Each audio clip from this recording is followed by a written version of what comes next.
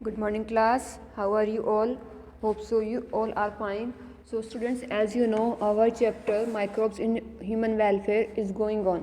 ठीक है, जैसे कि आपको पता है हमारा चैप्टर कौन सा चल रहा है, माइक्रोब्स इन ह्यूमन वेलफेयर, जो हमने कल ही हमारी लास्ट वीडियो में स्टार्ट किया था। इसमें हमने माइक्रोब्स की इंपॉर्टेंस को देखा था, माइक्रोब्स होते क्या हैं, कहाँ कहाँ पे मिलते हैं, ये हमने पढ़ा था, कैसे उनका यूज़ कर सकते हैं, किस किस लेवल पे उनका यूज़ होता है, हम माइक्रोब्स को कैसे यूज़ कर सकते हैं। माइक्रोब्स को जस्ट वेट माइक्रोब्स को हाउस होल्ड प्रोडक्ट्स में यूज़ कर सकते हैं, माइक्रोब्स को इंडस्ट्रियल प्रोडक्ट्स में यूज़ कर सकते हैं, as a bio control agent हम उनको यूज़ कर सकते हैं, एज अ बायो फर्टिलाइजर्स भी यूज़ कर सकते हैं, ठीक है। और बायोगैस के प्रोडक्शन के लिए भी हम उनका यूज़ करते हैं। और सबसे इम्पोर्टेंट जो उनका यूज़ होता है, जो इको फ्रेंडली भी है, as microbes are use in the sewage treatment. जितने भी सीवेज होता है, जितना भी गंदा पानी होता है, उसको ट्रीट करने के लिए किसका यूज़ करते हैं, माइक्रोब्स का। सबसे कॉमनली माइक्रोब जो उसमें यूज़ किया जाता है वो होता है एनारोबिक, जो in the absence of oxygen respire करते हैं, जिसका एग्जांपल होता है ईस्ट।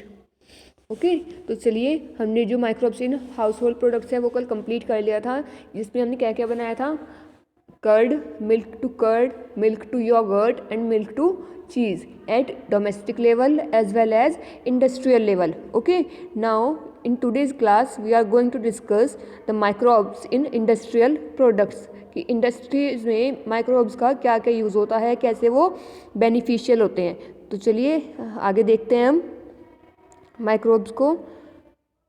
यस, देखिए microbes in industrial products, microbes का जो हम यूज़ करते हैं इंडस्ट्रियल प्रोडक्ट्स बनाने के लिए, वो कौन कौन से होते हैं। जितनी भी हमारी बेवरेजेस होते हैं, बेवरेजेस से आप क्या समझते हैं, जितनी भी पी जाने वाली ड्रिंक्स होती हैं सबको बेवरेजेस कहा जाता है। वो आपकी कोल्ड ड्रिंक हो, वाइन हो, बियर हो, अल्कोहल हो, कोई भी जूस हो, ठीक है, जो भी पिए जाने के योग्य होता है उसको हम क्या कहते हैं, बेवरेजेस कहते हैं। उसके बाद जितनी भी एंटीबायोटिक्स बनती हैं वो भी इंडस्ट्रीज़ में बनती हैं, ठीक है, तो वो भी माइक्रोब से ही बनती हैं। अगर मैं बात करती हूँ ईस्टीरिया कोलाई, वो भी तो एक माइक्रोब ही है, ठीक है। पेनिसिलिन किससे बनी है, हमारी एक वैक्सीन है पेनिसिलिन, किससे बनी है, पेनिसिलियम नोटाटम से बनी है, ठीक है, तो वो भी क्या हुआ, एक माइक्रोब ही है।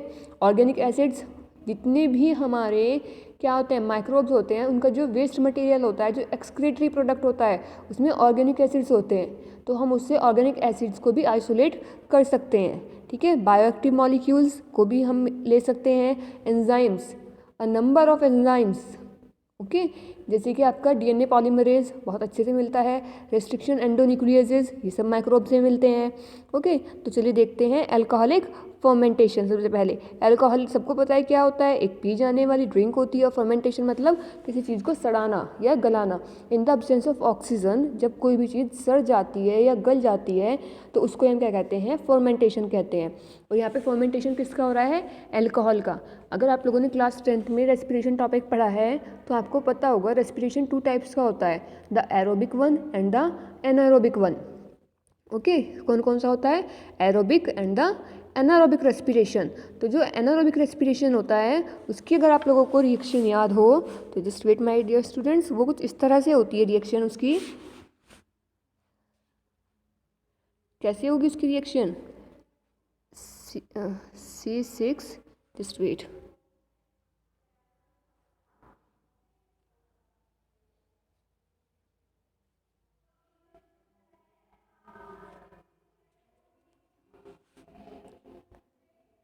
the brush and ओके, तो देखो क्या होगा,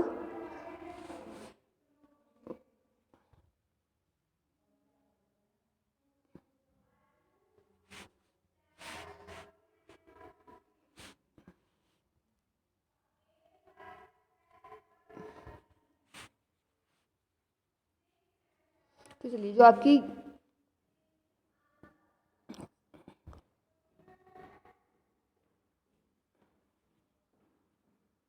देखिए जो आपकी रिएक्शन होती है ग्लूकोज की C6H12O6, ठीक है, जब in the absence of oxidation, in the absence of oxygen, इसमें क्या होता है, इसका ऑक्सीडेशन होता है। जब ऑक्सीजन नहीं होगी और उसका क्या होगा, ऑक्सीडेशन होगा, तो ये क्या बना लेता है हमेशा, C2H5OH, ठीक है। C2H5OH बना लेगा ये, और साथ में लिटिल अमाउंट ऑफ CO2 क्या होगी, रिलीज होगी। तो आप देख सकते हैं यहाँ पे ये क्या बन रहा है, एक अल्कोहल, इसमें लास्ट में क्या आ रहा है, OH ग्रुप आ रहा है, ये क्या है, OH ग्रुप, और जिसमें भी क्या आता है, OH ग्रुप आता है, वो क्या होती है, अल्कोहल। तो ये क्या है, एक एनारोबिक रेस्पिरेशन का एग्जाम्पल है। ठीक है, तो अल्कोहलिक फर्मेंटेशन में हम क्या करते हैं, एनारोबिक रेस्पिरेशन करते हैं। ओके, देखिए several types of alcohols are produced by microbial fermentation activity. हम माइक्रोबियल फर्मेंटेशन एक्टिविटी के थ्रू काफ़ी सारे बेवरेजेस बना सकते हैं। ठीक है, जैसे कि सबसे पहले अगर हम कौन सा माइक्रोब लें, ईस्ट ले। ठीक है, तो ईस्ट किसका फर्मेंटेशन करती है, फर्मेंटेशन ऑफ कार्बोहाइड्रेट्स, कार्बोहाइड्रेट्स का ब्रेकडाउन कर देती है ईस्ट। ठीक है, अभी जो मैंने रिएक्शन लिखी वो कार्बोहाइड्रेट्स की थी, और ईस्ट कौन सी होनी चाहिए, स्ट्रेप्टोकोकस सर्वेशिया, स्ट्रेप्टोकोकस, और ये जो आगे लिखा हुआ है ना, एलिपिसोडेंस। ठीक है, स्ट्रेप्टोकोकस सर्वेशिया और स्ट्रेप्टोकोकस एलिसोडेंस। जो स्ट्रेप्टोकोकस सर्वेशिया है ये कौन सा, ये क्या करती है, इसको और क्या नाम होता है इसका, बेकर्स और ब्रेवर्स ईस्ट। ठीक है, सेक्रोमाइसिस, सॉरी ये not streptococcus, this one is saccharomyces, saccharomyces cerevisiae and saccharomyces ellipsoideus. ठीक है, जो सेक्रोमाइसिस सर्वेशिया है इसका दूसरा नेम क्या होता है, बेकर्स और ब्रेवर्स ईस्ट। ठीक है, क्योंकि बेवरेजेस बनाने के लिए यूज़ होती है, इसलिए इसको हम क्या कहते हैं, ब्रेवर्स ईस्ट कहते हैं। इसके बाद जो आता है सेक्रोमाइसिस एलिसोडेंस, इसको वाइन ईस्ट भी कहा जाता है। ओके, क्या कहते हैं इसको, वाइन ईस्ट। अब देखिए होता क्या है, रिएक्शन क्या होगी, सुक्रोज होता है। ठीक है, सुक्रोज में हम एंजाइम डालेंगे, जो कि वो एंजाइम जो ईस्ट के थ्रू प्रोड्यूस किया जाता है। कौन सा एंजाइम होता है वो, इन्वर्टेज एंजाइम। ठीक है, लास्ट में एज आ रहा है तो डेफिनेटली क्या है, एक एंजाइम है जिसको हमने किस में डाला है, सुक्रोज में डाला है। उस इन्वर्टेज ने क्या किया, सुक्रोज को किस में कन्वर्ट कर दिया, ग्लूकोज प्लस फ्रक्टोज में। ये सब रिएक्शंस आपने बायोमोलिक्यूल चैप्टर में पढ़ी है, जो केमिस्ट्री में बायोमोलिक्यूल चैप्टर होता है ना, वहाँ पे ये सब रिएक्शंस हमने पढ़ी है।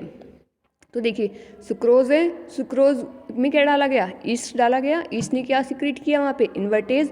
तो इन्वर्टेज के सिक्रीट होने से जो सुक्रोज था वो ग्लूकोज प्लस फ्रक्टोज में कन्वर्ट हो गया है। ठीक है, इसमें फिर दोबारा जब ईस्ट डाली गई, अब उस ईस्ट ने कौन सा एंजाइम सिक्रीट किया, जाइमेज एंजाइम।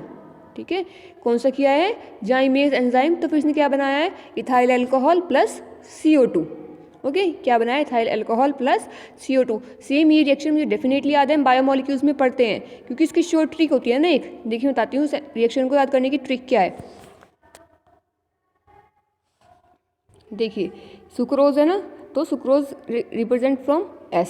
ठीक है, इन्वर्टेज I, इसके बाद जाइमेज Z, और एट लास्ट क्या बन रहा है, इथाइल अल्कोहल E। तो ये क्या बन गया आपका साइज। ठीक है, साइज याद रखना है, पूरी रिएक्शन याद रहेगी। S रिप्रेजेंट सुक्रोज, सुक्रोज में जब हमने इन्वर्टेज डाला तो क्या बना, ग्लूकोज और फ्रक्टोज। फिर ग्लूकोज और फ्रक्टोज में हमने क्या डाला, जब जाइमेज डाला तो क्या बन गया, इथाइल अल्कोहल बन गया। ओके क्लास, तो इस तरह से क्या बना सकते हैं, कोई भी अल्कोहल बना सकते हैं। ये थी इसकी रिएक्शन। अब बात आती है types of alcoholic beverages. Alcoholic beverages कितनी तरह की होती हैं, ये किस किस पे डिपेंड करता है, उसकी डिस्टिलेशन प्रोसेस पे कि उसको किस प्रोसेस के थ्रू डिस्टिल किया गया है। ठीक है, और टाइप्स ऑफ प्रोसेसिंग, क्या प्रोसेसिंग उस पर अप्लाई की गई है डिस्टिलेशन पे, या कौन सा माइक्रोब उस पर यूज़ किया गया है, क्या रिएक्टेंट लिया गया है।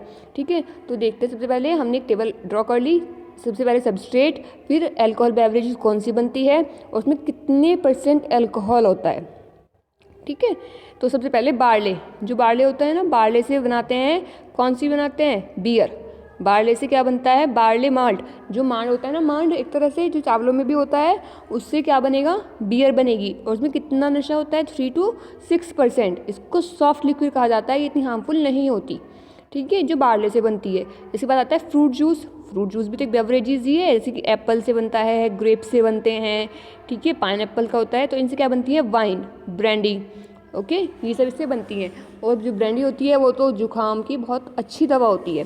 साथ में जो वाइन है, वाइन भी बिल्कुल हार्मफुल नहीं होती। इवन हमारे इंडिया में जो वाइन है उसको एक स्टैंडर्ड अल्कोहल के नाम से भी जाना जाता है। तो इसमें क्या होता है 10 to 20% अनडिस्टिल्ड, ये 10 to 20% अनडिस्टिल्ड होती है जो वाइन है, और जो ब्रांडी है वो 60 to 70% अनडिस्टिल्ड, मतलब इसको प्योरीफाई नहीं किया गया है। ये एक तरह से प्योरीफाई से यहाँ पे सेंस है, इसको फिल्टर नहीं किया गया है, डिस्टिल नहीं किया गया है। ठीक है। पोटैटो से क्या बनता है वोडका, सीरियल से क्या बनती है विस्की। सीरियल्स किसको कहते हैं गेहूँ, चावल, मक्का, इन सबको। ठीक है। पोटैटो से क्या बनेगा वोडका, सीरियल से क्या बनती है विस्की। मोलेसिस, मोलेसिस किसको कहते हैं जो ये गुड़ वगैरह होते हैं ना, इससे बनती है रम। और किससे राई माल्ट से गिन, राइस से क्या बनता है शेक। और केशू एप्पल मतलब काजू और एप्पल से क्या बनती है फेनी। ठीक है। इन सब में अनडिस्टिल्ड कंटेंट कितना है 50 to 60, 50, 40, मतलब ये डिस्टिल्ड कंटेंट है। ठीक है कि इसको इतने परसेंटेज जो इसमें कंटेंट है उसको डिस्टिल किया गया है। तो इस तरह की आपकी बेवरेजेस होती हैं, और ये है क्या लेते हैं रिएक्टेंट्स लेते हैं। ओके। अब नेक्स्ट एंटीबायोटिक्स, ये हमारा यहाँ पे बेवरेजेस खत्म हो गया सेकंड टॉपिक। थर्ड हमारा क्या आता है एंटीबायोटिक्स, जो सबसे पहले किसने दिया था एंटीबायोटिक्स सैलमैन विक्समैन ने। सैलमैन विक्समैन ने 1942 में एंटीबायोटिक्स टर्म डिस्कवर किया था, और बाय चांस गलती से सबसे पहले जो बना था वो क्या बना था पेनिसिलियम नोटाटम से। ठीक है। अलेक्जेंडर फ्लेमिंग ने बनाया था। ये जो ए फ्लेमिंग है इसकी फुल फॉर्म होती है अलेक्जेंडर फ्लेमिंग। अलेक्जेंडर फ्लेमिंग ने डिस्कवर किया था, गलती से हो गया था, बाय चांस हो गया था first time in penicillium notatum. ठीक है। Detail study of chemical nature of Chain and Florey, जो डिटेल स्टडी थी वो किसके द्वारा की गई थी चेन एंड फ्लोरी के द्वारा की गई थी। फ्लेमिंग, चेन, फ्लोरी अवॉर्डेड, और इन सबको एंटीबायोटिक्स की डिस्कवरी के लिए Nobel prize as a reward मिला था। कब मिला था वो 1942 में। विद इन 3 years इन लोगों ने अपनी डिस्कवरी कंप्लीट कर दी थी। ठीक है। Main source of antibiotic production are 3 types. Main source है जो हमारे एंटीबायोटिक्स के, हमारी जो एंटीबायोटिक्स बनती हैं वो मेनली किससे बनती हैं यू बैक्टीरिया मतलब ट्रू बैक्टीरिया, एक्टिनोमाइसिस। ठीक है। उसके बाद फंगी, यू बैक्टीरिया से, एक्टिनोमाइसिस से और फंगी से। यू बैक्टीरिया कौन सी होगी बैसिलस स्पीशीज़ होती है। ठीक है। बैसिलस स्पीशीज़ में 70% बैसिलस स्पीशीज़ को ही यूज़ किया जाता है, और only 30% Pseudomonas species would be used. ठीक है। फिर आता है आपका एक्टिनोमाइसिस। एक्टिनोमाइसिस होती है जो उसमें किसको यूज़ करता है रेमिफाइड फ्रॉम स्ट्रेप्टोमाइसिस माइक्रोस्पोरा। ये फैमिली का नेम है उनकी, एक क्या नेम है रेमिफाइड फ्रॉम स्ट्रेप्टोमाइसिस माइक्रोस्पोरा। और फंगी हम कौन सी यूज़ करते हैं पेनिसिलियम, पूरा नाम क्या होता है इसका penicillium notatum. Okay my dear students.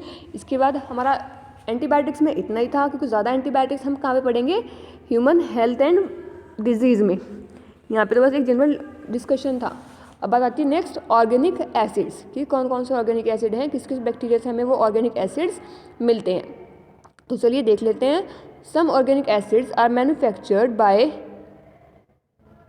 Employing fermentation activity. कुछ ऑर्गेनिक एसिड कैसे बनते हैं जब हम उन पे कुछ माइक्रोब्स पे क्या अप्लाई करते हैं फर्मेंटेशन की एक्टिविटी अप्लाई करते हैं। अब फर्मेंटेशन किस पे होगी फंगी पे, कुछ बैक्टीरिया पे, कुछ प्रोकैरियोट्स पे। जब क्या अप्लाई करते हैं फर्मेंटेशन की एक्टिविटी अप्लाई करते हैं तो क्या बनते हैं ऑर्गेनिक एसिड। जैसे कि सिट्रिक एसिड कैसे बनता है by aerobic fermentation of sucrose. जब सुक्रोज पे क्या करते हैं सुक्रोज को क्या कर देते हैं एरोबिक फर्मेंटेशन कर देते हैं। और उसका एरोबिक फर्मेंट क्या होगा सुक्रोज में किसको डालेंगे या तो एस्परगिलस को डालेंगे या निगेर को। दोनों ही नाइट्रोजन फिक्सिंग बैक्टीरिया होते हैं एस्परगिलस भी और निगेर भी। इन दोनों को सुक्रोज में डाल दो तो क्या बनता है वहाँ पे सिट्रिक एसिड बन जाता है। ठीक है। ऐसे ही लैक्टिक एसिड का बेस्ट एग्जांपल है bye fermentation of corn starch. Fermentation किसका कर सकते हैं यहाँ पे कॉर्न स्टार्च का कर सकते हैं, मोलेसिस का कर सकते हैं, पोटैटो का कर सकते हैं। ठीक है। यहाँ पे 3 होते हैं हमारे जिसका हम क्या कर सकते हैं फर्मेंटेशन कॉर्न स्टार्च का, मोलेसिस का और पोटैटो का। किसकी हेल्प से एल बल्गैरिस, लैक्टोबैसिलस बल्गैरिस और स्ट्रेप्टोमाइसिस लैक्टिस। ठीक है। लैक्टोबल्गैरिस और स्ट्रेप्टोलैक्टिस की हेल्प से हम इनका फर्मेंटेशन कर सकते हैं for the production of lactic acid. ठीक है। फिर इसके बाद आता है बेटा आपका एसिटिक एसिड। जितने भी हमारे ऑर्गेनिक एसिड्स हैं वो सब क्या होते हैं, वीक एसिड होते हैं। तो हमें यहाँ पे सारे वीक एसिड्स ही मिलेंगे। अब जो एसिटिक एसिड है उसको 2 स्टेप्स में बनाया जा सकता है, और एसिटिक एसिड का जो सबसे मेन रोल होता है वो होता है डाइजेशन में और कॉन्स्टिपेशन में। ठीक है, फर्स्ट स्टेप क्या होगा इसका, alcoholic fermentation of carbohydrate into alcohol. ये सेम वही है जो हमने भी साइज में पढ़ा है ना, जो फर्स्ट स्टेप है ये सेम वही है साइज। मतलब सुक्रोज, कोई भी कार्बोहाइड्रेट लिया, उसमें इन्वर्टेज ने क्या बनाया, ग्लूकोज और फ्रक्टोज बनाया, फिर उसमें क्या डाला, जाइमेज डाला, और जाइमेज ने क्या बना लिया, इथाइल अल्कोहल। सेकंड स्टेप क्या होगा, aerobic oxidation of alcohol into acidic acid by bacteria. ठीक है, उसमें हम इन्वर्टेज या जाइमेज ने डाल के बस बैक्टीरिया डाल दे, एजिटोबैक्टर एसिटिक। कौन सा बैक्टीरिया, एजिटोबैक्टर एसिटिक बैक्टीरिया डाल दें, वो खुद ब खुद उसको क्या कर देगा, फर्मेंट कर देगा। ओके, तो इसकी रिएक्शंस क्या होगी, कार्बोहाइड्रेट में हमने क्या डाला, ईस्ट डाला, ईस्ट ने क्या बना दिया, अल्कोहल। ठीक है, ये कार्बोहाइड्रेट है, कार्बोहाइड्रेट में क्या डाला, ईस्ट डाली, ईस्ट कौन सी, सॉरी ईस्ट है, ये तो फंगाई का एग्जाम्पल, ये खुद एक एग्जाम्पल है। ईस्ट हमेशा क्या कर देती है, अल्कोहल बनाती है। ठीक है, फिर इस अल्कोहल में हमने क्या डाला, एजिटोबैक्टर एसिटी। ठीक है, एजिटोबैक्टर एसिटी डाला, जिसने क्या बना दिया, एसिटिक एसिड बना दिया। ठीक है, क्या बना दिया, एसिटिक एसिड। ये इस तरह से हम क्या बना सकते हैं, एसिटिक एसिड बना सकते हैं। इसके बाद आता है butyric acid.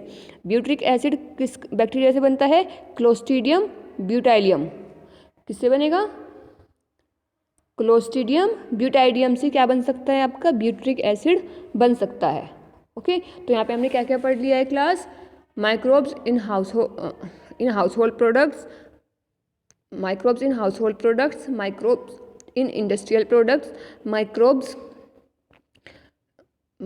in industrial products, microbe used as antibiotics, microbes is used to form the organic acids। ठीक है, हमने 4 यूजेस पढ़ लिए हैं माइक्रोब्स के। नेक्स्ट हमारा जो टॉपिक आएगा वो हमारा क्या आएगा, बायोएक्टिव मॉलिक्यूल्स कौन कौन से होंगे। ठीक है, और नेक्स्ट क्या आएगा, किस किस एंजाइम का यूज़ कर सकते हैं, और सबसे लास्ट में आएगा microbes as bio control agent. Microbes को बायो कंट्रोल एजेंट के रूप में कैसे यूज़ कर सकते हैं, माइक्रोब्स को एज अ बायो फर्टिलाइज़र कैसे यूज़ कर सकते हैं हम। ठीक है, ये सब हमारे बाद में आएंगे। और उसके बाद सीवेज ट्रीटमेंट के लिए भी हम माइक्रोब्स को कैसे यूज़ कर सकते हैं। तो चैप्टर इतना लेंथी नहीं है, आप धीरे धीरे करोगे तो हो जाएगा। और इवन मुझे पता है अगर कोई ध्यान से पढ़े तो मुश्किल से 2 to 3 आवर्स में वो खुद से भी चैप्टर को कंप्लीट कर सकता है। ओके, मैं इसकी PDF आपको सेंड कर दूंगी, और आप अपने प्रैक्टिकल नोटबुक है उसको कंप्लीट करें अच्छे से। कुछ पूछना हो पूछ लेना, डायग्राम बिल्कुल नीट एंड क्लीन होना चाहिए।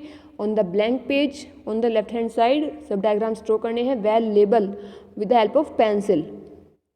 ठीक है, पेंसिल की हेल्प से सारे डायग्राम होने चाहिए, पेन से कोई डायग्राम नहीं।